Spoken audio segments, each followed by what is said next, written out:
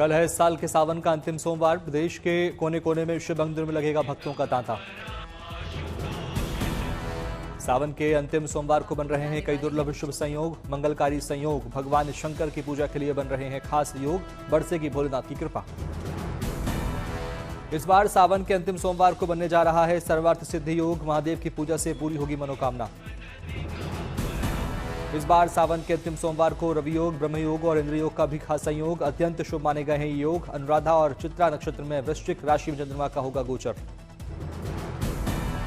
सावन के अंतिम सोमवार को महादेव का जलाभिषेक से होगा कल्याण। देवादिदेव देंगे सुख और समृद्धि का वरदान।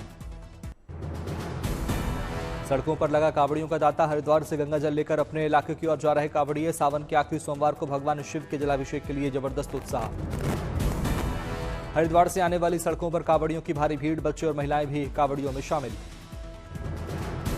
नाचते गाते अपने अपने इलाकों की ओर जा रहे हैं कावड़िए। हर तरफ श्रद्धा और उत्साह का माहौल। मुरादाबाद पहुंचने पर कावड़ियों का हुआ शानदार स्वागत। खाने पीने के किए गए इंतजाम, मेडिकल सुविधा की व्यवस्था। बहुत अच्छा है और ट्रीटमेंट जैसे कि हमारे ये बताशे हो गए हैं, इनको सिरिंज से निकाला जा रहा है, ना कि ऐसे फोड़ा जा रहा है। बहुत अच्छी तरीके से ट्रीटमेंट दिया जा रहा है। पैरों को दबाया भी जा रहा है, पट्टियां भी करी जा रही है, बहुत अच्छा करा जा रहा है। कल सावन के सोमवार पर जलाभिषेक के लिए शिव भक्तों की जोरदार तैयारी। भरपूर जोश और उत्साह के साथ कावड़ यात्रा जारी। कल देश भर के शिव मंदिरों में बड़ी संख्या में जुटेंगे कावड़िए। पवित्र नदियों के जल से महादेव का करेंगे जलाभिषेक। देवघर में शिव की भक्ति में सराबोर दिखे बीजेपी सांसद मनोज तिवारी। शिव की महिमा पर गाया भजन। सृष्टि से पहले जे रहे भेटाइल, बाटे जे हर कण कण में समाइल। सत्यम शिवम है हमें सुंदरतम, हरदम बोला शिव बम बम। 105 किलोमीटर की पैदल यात्रा करते हुए देवघर बाबा के धाम पहुंचे मनोज तिवारी। सांसद निशिकांत दुबे ने भी 15 किलोमीटर तक दिया मनोज तिवारी का साथ। सांसद मनोज तिवारी ने 30 साल बाद की कांवड़ यात्रा। बाबा वैद्यनाथ धाम में सावन के लगने वाले मेले को राष्ट्रीय मेला घोषित कराने की कही बात। नागपुर में गणेशोत्सव की जोरदार तैयारियां। बनाई जा रही गणपति की भव्य मूर्तियां। नागपुर के चित्रौली इलाके में 200 साल से गणपति प्रतिमाएं बनाने की परंपरा। यहां केवल मिट्टी से बनती है मूर्तियां। नागपुर के चित्रौली में हर साल बनती है 4 से 5 हजार गणपति की मूर्तियां। मूर्तिकारों और कलाकारों को मिलता है रोजगार। जम्मू कश्मीर में अनंतनाग जिले के करकोट नाग में मिली 15 प्राचीन देव प्रतिमाएं। 11 शिवलिंग भी शामिल। अनंतनाग में झरने के जीर्णोद्धार के दौरान मिली प्राचीन मूर्तियां। कश्मीर के कारकुट वंश के शासकों के संबंध होने का अंदेशा। त्रिची में कावेरी नदी के किनारे आदि पेरुक्कू फेस्टिवल का आयोजन। तमिल समुदाय का खास महोत्सव। आदि पेरुक्कू फेस्टिवल में की जाती है माता पार्वती की पूजा। श्री रंगम के अम्मा मंडपम में उमड़ रहे श्रद्धालु। शक्ति और प्रकृति की पूजा का उत्सव है आदि पेरुक्कू। मानसून की खुशी में मनाया जाता है त्योहार। लद्दाख के लेह में होगा नए बौद्ध विहार का निर्माण। दलाई लामा ने रखी आधारशिला। लद्दाख में बौद्ध विहार स्थापना समारोह में उमड़े लोग। दलाई लामा के दर्शन के लिए भारी संख्या में पहुंचे श्रद्धालु। लद्दाख में दलाई लामा के स्वागत में सांस्कृतिक कार्यक्रम। शानदार लोकनृत्य और संगीत ने बांधा समा।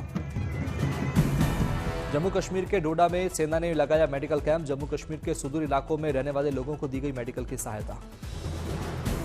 डोडा के मेडिकल कैंप में सेहत के प्रति लोगों में बढ़ाई गई जागरूकता। इंसानों के साथ साथ मवेशियों के भी इलाज की व्यवस्था। जम्मू कश्मीर के पुंछ में डिफेंस फोर्स ने की भर्ती के लिए सेना ने की रिक्रूटमेंट रैली। स्थानीय लोगों को मिलेगा रोजगार। चेन्नई के पास गिंडी में मनाई गई स्वतंत्रता दिवस। स्वतंत्रता सेनानी धीरन चिन्नामलाई की 220वीं जयंती। सीएम स्टालिन ने अर्पित किए श्रद्धा सुमन। दिल्ली और आसपास के इलाकों में मौसम हुआ सुहावना। बारिश के बाद गर्मी और उमस से राहत। राजधानी दिल्ली और एनसीआर में आज भी बारिश जारी रहने के आसार। मौसम विभाग ने जारी किया अलर्ट। कल देर रात से दिल्ली तक दिल्ली एनसीआर के कई इलाकों में हुई झमाझम बारिश। तापमान में दर्ज हुई गिरावट। बारिश के बाद दिल्ली और आसपास के इलाकों में जगह जगह सड़कों पर पानी। आवाजाही में हुई परेशानी।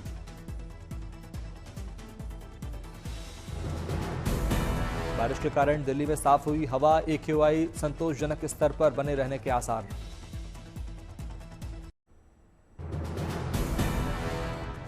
दिल्ली में नदी में उफान। चेतावनी के स्तर के पार पहुंचा नदी का पानी। लगातार जारी है बढ़ोतरी। दिल्ली में यमुना का जलस्तर बढ़ने से निचले इलाकों में रहने वाले लोगों को हो सकती है परेशानी, प्रशासन अलर्ट।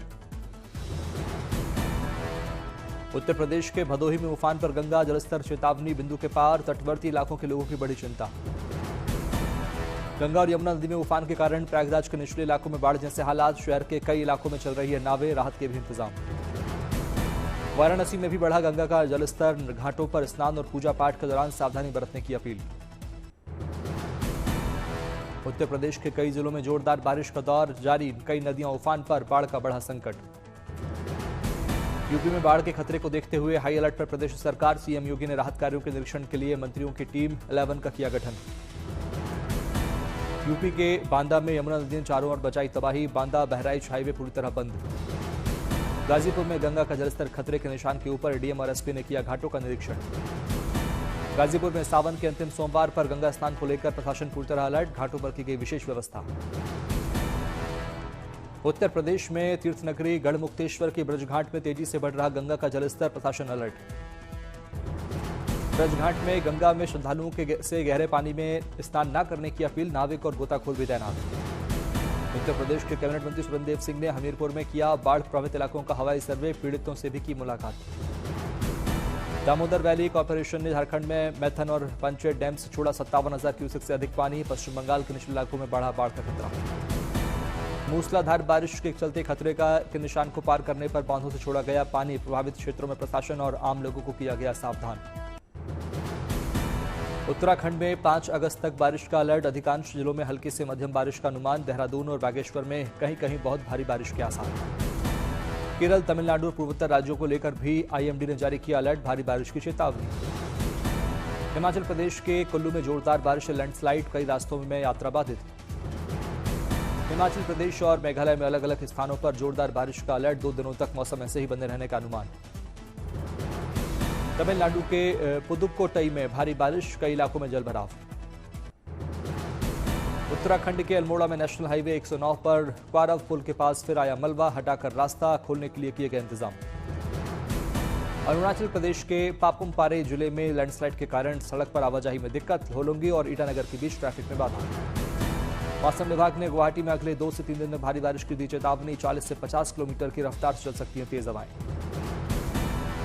उत्तर प्रदेश के सीएम योगी आदित्यनाथ ने यूपी पुलिस के दूरसंचार विभाग के 1374 ऑपरेटर्स को सौंपे नियुक्ति पत्र, 120 वर्कशॉप कर्मचारियों को भी मिले अपॉइंटमेंट लेटर। 10 अगस्त को बेंगलुरु को मिल सकती है नई येलो लाइन मेट्रो रेल की सौगात, पीएम मोदी कर सकते हैं उद्घाटन। 15 अगस्त को होने वाले स्वतंत्रता दिवस समारोह को लेकर दिल्ली पुलिस ने जारी की एडवाइजरी, राजधानी में ड्रोन और पैराग्लाइडिंग पर रहेगी पाबंदी।